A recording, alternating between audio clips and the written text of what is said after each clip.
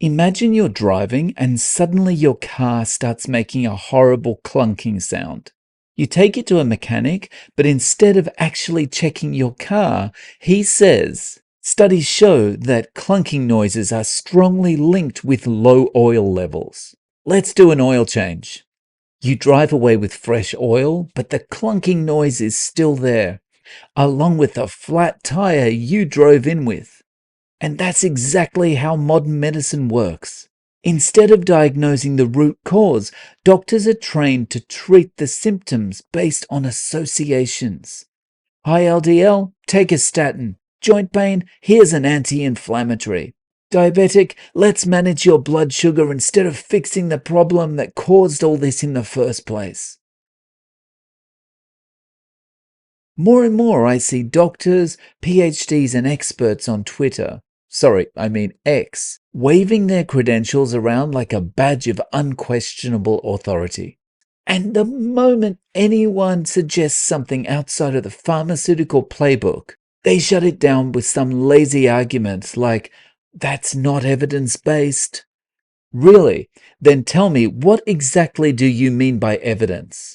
Because let me tell you what it isn't. It isn't cherry-picked, pharma-funded, agenda-driven studies that always just happen to conclude the same thing. That you need more drugs, more processed foods, and more doctor visits. Meanwhile, real-world results? Thousands of people reversing disease, getting off medications, and thriving on meat. Oh, no. That's just anecdotal. But at what point does anecdotal become overwhelming evidence? How many people have to heal before these experts can admit that something is happening? Or do they just ignore it forever because it doesn't fit the official script? Here's how doctors are trained to think. Medical school teaches them. Identify symptoms, match to a diagnosis, prescribe a drug or treatment. They don't ask why the condition is happening. They focus on stabilizing the problem, not reversing it. They never seem to stop and think, what's actually causing this? And perfect examples of this failure in action. High blood pressure? Here's medication. But what if it's actually caused by chronic stress and poor diet? Absolutely nothing to do with a blood pressure medication deficiency. Heartburn? Here's an acid blocker. But what if the problem is the person's diet, too little stomach acid, or something else?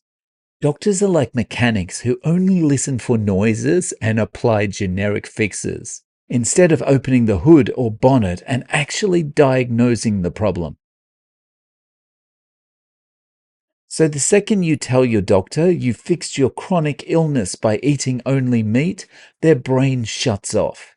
Because their entire worldview is based on avoiding the one food that humans are supposed to eat.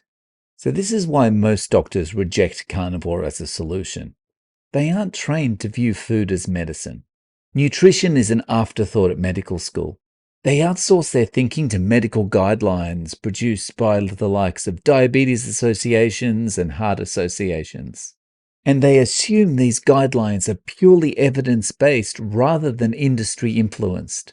LDL phobia prevents them from questioning meat consumption. If their entire framework says LDL is dangerous, they will never consider a diet which could raise LDL. It's like a software developer trying to debug code without actually looking at the source code. They're only looking at the error messages being thrown up, trying to work out what's going on. Let's look at an example of this. A patient has high blood sugar. Their doctor prescribes metformin to lower it. But what if the real problem isn't just high blood sugar, it's chronic insulin resistance related to their diet? Metformin didn't fix anything, it just manages the symptoms while the disease continues to progress. Meanwhile, the actual root cause, ultra-processed food, sugar addiction, metabolic dysfunction, continues to make things worse. And because doctors are trained to manage symptoms, not solve problems, when the symptoms get worse, you just need more medications. The medical system rewards quick fixes. When you combine things like insurance billing and pharmaceutical incentives and the rush to get as many patients through the doctor's office as possible, it makes sense that they're just going to offer the fastest treatment they can for everyone. You're sick, take a pill. There is no incentive for investigative medicine. Doctors are trained to prescribe drugs, not to eliminate the need for them. That would be a terrible business model. Sick people are profitable. People who reverse their medical conditions with diet, not so much. Because a patient cured is a customer lost.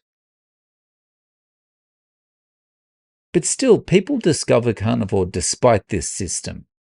They get fed up with medication after medication and they start researching on their own. They experiment, they eliminate everything except meat. And suddenly, their symptoms start vanishing. And they realize doctors aren't trained to support this, so they do everything on their own. Doctors aren't stupid, they're just trapped in a system that discourages questioning the script. But as soon as you step outside that system and start asking questions, the answers have been there in front of you the whole time.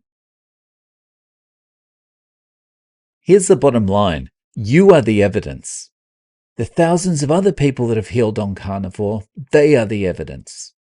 The people getting off meds, reversing type 2 diabetes, curing their autoimmune diseases, they are the evidence. And no amount of Twitter PhDs screeching, "Where are the studies?" is going to change that. You want proof? Look around. Look at the people actually getting healthy. Look at the people who are thriving. And then look at the people who follow the evidence-based guidelines. The people who do exactly what their doctor tells them. Still sick, still on meds, still looking for answers. At some point, you have to stop listening to the experts and start looking at the results. And if you want to find out how we got into this mess in the first place, check out this video next.